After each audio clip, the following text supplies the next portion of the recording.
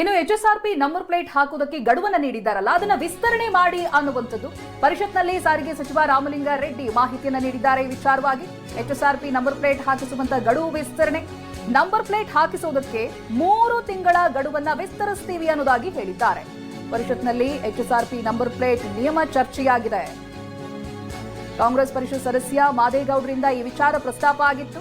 ರಾಜ್ಯದಲ್ಲಿ 2 ಕೋಟಿಗೂ ಹೆಚ್ಚಿನ ವಾಹನಗಳಿವೆ, ಇದೇ ಸಮಸ್ಯೆ ಆಗಿರೋದು. ಒಂದಷ್ಟು ವಾಹನಗಳಿಗೆ ಈಗಾಗಲೇ HSRP ನಂಬರ್ ಪ್ಲೇಟ್ ಹಾಕಲಾಗಿದೆ, ಆದರೆ ಇನ್ನೊಂದಷ್ಟು ಬಾಕಿ ಇದೆ. ಹಾಗಾಗಿ ಗಡುವನ್ನು ವಿಸ್ತರಿಸಬೇಕು ಅನ್ನೋದು.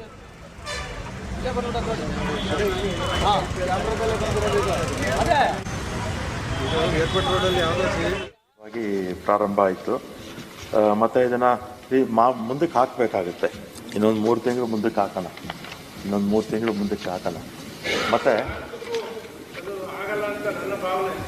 ಸಚಿವರಲ್ಲಿ ಮತ್ತೆ ಇದ್ರ